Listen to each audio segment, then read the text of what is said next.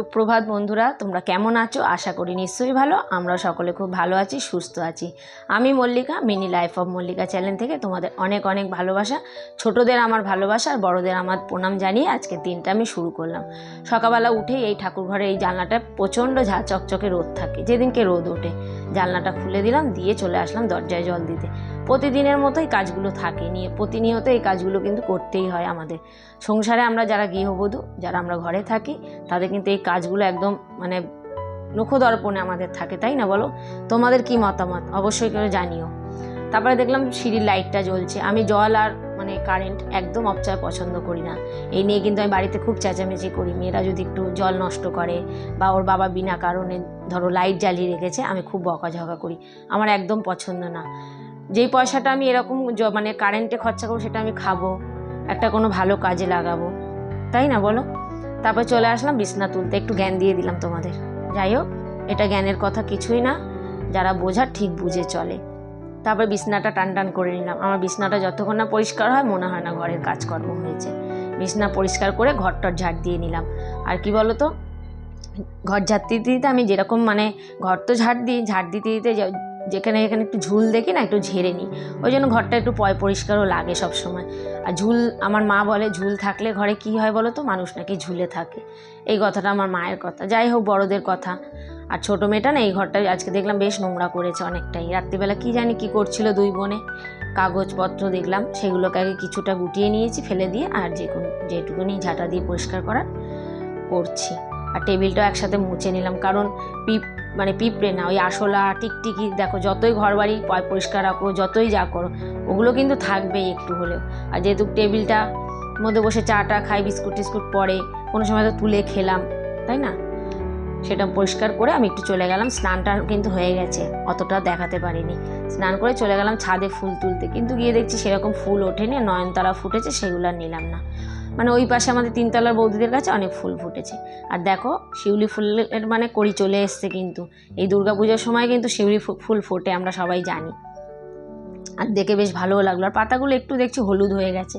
তো যাই হোক, এখন কোনো ট্রিটমেন্ট করব না, আগে এই ফুলগুলো ফুটুক, তারপরে ট্রিটমেন্ট করব। আর ট্রিটমেন্ট বলতে এই হলুদ জল টল একটু দেবো। একটু পোকাও দেখছি খেয়ে নিয়েছে পাতাগুলো, জানি না আমি কেন, বৃষ্টির জল বেশি পেয়েছে বলে। তারপর চলে গেলাম। স্নান টান তো হয়ে গেছে, এবার চুল আসছে, চুলটা আর আশ্রায়নি, গোটো সোটো করে নিলাম। সকালবেলা একটু মেয়ের স্কুল থাকলে না হুটোপাটিই থাকে। আর সিংহাসনটা এই পাশে যেহেতু কাঁচ লাগানো, প্রত্যেক দিনই কিন্তু মুছতে হয়। আমি চলে গেছি পুজো দিতে এইবারে, পুজোটা দিয়ে তারপরে যাব রান্নাঘরে। এতটুকুনিও সময় না সকালবেলা একদমই নষ্ট করা যায় না। আমার মতো নিশ্চয়ই সবারই সেই অবস্থা হয়, আমার শুধু একা তা না। সেদিন ছিল বৃহস্পতিবার, অনেকটা সময়ও লেগেছে। আর আগে না একটা সময় আমি ঠাকুরের বাসন টাসন রাত্রিবেলায় মেজে রাখতাম, কিন্তু এখন কি বলো তো, আমাদের জলে এত আয়রন হয়েছে না, মেজে রাখলে আবার সেই লালচে লালচে ভাব হয়ে যায়, আমার ভালো লাগে না দেখতে। তবে ছোটো মেয়েটাকে আজকে আর ভাত দিইনি, ও বললো ছাতু মুড়ি দাও। আর একটু ছাতু বেশি দিয়েছি বলে ওর মুখটা দেখো না। আমি বললাম এতক্ষণ পর টিফিন হবে, একটু খা। সে তো আমার ওপর সে কটমট করে তাকিয়ে আছে। তা যাই হোক, তাকে একটু বুঝিয়ে দিলাম, সেও খেয়ে নিল। ছাতুটা খেলে কি বলো তো, পেটেও থাকবে, শরীরে এনার্জিও দেবে। আর দেখো যা ভীষণ গরম পড়েছে, সেতে শরীরে এনার্জি না পেলে হয়। বাচ্চারা স্কুলে থাকে তো, পাখা ওদের খুব আস্তে আস্তে চলে। আমরা কমপ্লেন করেছি, জানি না কবে ঠিক হবে। ওকে চুল টুল বেঁধে দিলাম, এবার ওকে বের করে দিলাম, ব্যাস। আমি এবার নিশ্চিন্ত মনে একটু বসবো। আর ওকে ফুলের প্লাস্টিকটাও দিয়ে দিলাম। ওর বাবা কিন্তু নিচে দাঁড়িয়ে আছে, ওর বাবাই ওকে নিয়ে যায়, কারণ একা তো ছাড়ি না, ও যেতে চায়ও না। আর বাজারটাও প্রদীপ নিয়ে এসেছিলো। তারপর বাজারটা হলো, মাছটা ধুয়ে আগে নুন হলুদ মাখিয়ে রেখে দিই, কারণ মাছটা একটু নুন হলুদ ঢুকলে মাছটা স্বাদ হয়। ট্যাংরা মাছ নিয়ে এসেছিলো আজকে, জানো তো, ফুলকপি আলু দিয়ে করবো। আর এই অসময়ের ফুলকপি খুব ভালো খেতে হয়েছিল, ঝোলটাও খুব ভালো হয়েছিল। আজকে সেরকম কিছু রান্না করিনি, দুপদই রান্না করেছি। এই তো ফুলকপি আলু কেটে নিয়ে যার ফ্রিজে দেখলাম দুটো পটল পড়ে আছে, সবজি সেরকম কিছুই ছিল না, আমার জন্য ভাজা বার করিলাম। আর পেঁপেটা দেখেছো, আমি কিন্তু গোটা রেখেছি। আমি জানি যে এই পেঁপেটা হালকা হয়, জিনিস কিনতে রান্নাবান্না করতে করতে না একটু আইডিয়া হয়ে গেছে। হালকা হলে সেই পেঁপের দানা কিন্তু একদমই হয় না। দেখছো পুরো গোটাটাই কিন্তু আমি ছুললাম। আর এই পেঁপে ছেঁচকি খেতে এত ভালো লাগে, আমার ছোটো মেয়ে খেতো না আগে, এখন খুব ভালো খায়। একটু সর্ষে আর শুকনো লঙ্কা ফোড়ন দিয়ে পেঁপেটা দিয়ে দিলাম, নুন মিষ্টি দিয়ে। নামানোর আগে একটু গরম মশলা দেবে। তোমরা একবার খেয়ে দেখবে বন্ধুরা, ভীষণ ভালো হয়। ভাত রুটি সব কিছুর সাথেই কিন্তু ভালো লাগে। ওইদিকে তরকারিটা হচ্ছে, আমি ভাবলাম একটু রোদও ভালো উঠেছে, সেরকম তো জামা কাপড় ভাদ্র মাসে রোদে দেওয়া হয় না, আমাদের সময় আমার মা দেখতাম রোদে দিত, আর আমরা মা দিয়ে আসতো, আমরা তুলে তুলে আনতাম। এখনকার ছেলেমেয়েরা তো এসব জানেই না। রোদটা দেখে আমি পুরো গাঁটটি নিয়ে চলে গেলাম।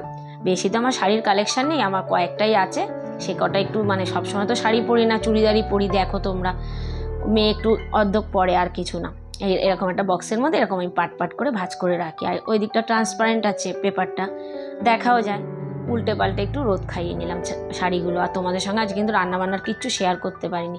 চলো দেখো কি রান্না করেছি। এই তো চিংড়ি মাছ বলছি, ট্যাংরা মাছটা ফুলকপি আলু দিয়ে ঝোল আর করেছি একটু আমার জন্য পটল ভাজা, আগের দিনের চাটনি ছিল, লেবু কেটে নিয়েছি। খাওয়া দাওয়ার পর একটু রেস্ট করার পর ছাদে গিয়েছিলাম। সকালে আজকে আর জল দেওয়া হয়নি, গিয়ে দেখলাম গাছগুলো না একদম নুয়ে গেছে। তাই এই পাইপটা না অনেকটা যায় না, যতটুকুনি যায় গাছগুলোকে একটু স্নান করিয়ে দিলাম। পুরো পাইপ দিয়ে জল দিলে না গাছগুলো বেশ ভালো স্নান করানো যায়। এখন মা মেয়ে যাচ্ছি, দিদাবাড়ি গেছিলাম, মানে আমার মায়ের কাছে গেছিলাম, ওখানে কি ভিডিও করতে ভুলে গেছি। এখন ও যাবে বাড়িতে, আমি যাব বোনকে নিয়ে একটু ডাক্তারের কাছে। বোনের শরীরটা একটু ভালো লাগছে না, ডাক্তার দেখাবে। অ্যাকচুয়ালি দেখিয়েছিল, চেক আপটা আছে, চেক আপটা করেনি, সেই চেক আপে ওকে নিয়ে যাচ্ছি এখন। চলুন যাওয়া যাক। তারপরে বোনকে নিয়ে বেরিয়ে গেলাম আমি ডাক্তারের কাছে। আর আজকে রাস্তায় প্রচণ্ড জ্যাম ছিল, কতক্ষণ যেন জ্যামে দাঁড়িয়ে থেকে তারপরে রাস্তা পার হলাম।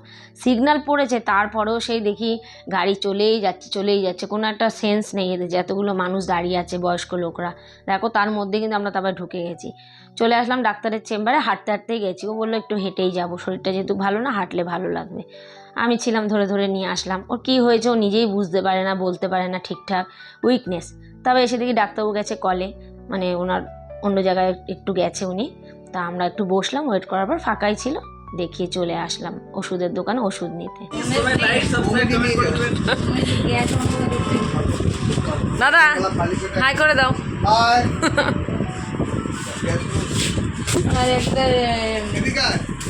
ম্যাডাম এখন করে না কাজ?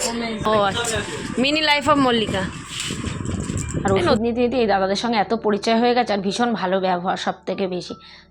আমি দাদাকে বললাম, দাদা আমার প্রচণ্ড চুল উঠছে, উনি আমাকে এই বায়োটিকের এই ট্যাবলেটটা আর এই শ্যাম্পুটা দিল, বলো ইউজ করো, দেখবা ফল পাবে। আর সেটা নিয়ে কিন্তু একটা ভিডিও করবে। বললাম ঠিক আছে, তো ইউজ করছি, দেখি তোমাদেরও ফিডব্যাক দেবো। বাড়িতে এসে একটু ঘুগনি করেছি, ঘুগনি পাউরুটি দিয়ে আজকে আমাদের রাতে ডিনারটা সারলাম। এরই সাথে বন্ধুরা ভিডিওটা এখানেই শেষ করলাম। ভালো লাগলে লাইক করো, কমেন্ট করো, শেয়ার করো, চ্যানেলটি অবশ্যই সাবস্ক্রাইব করো। টাটা।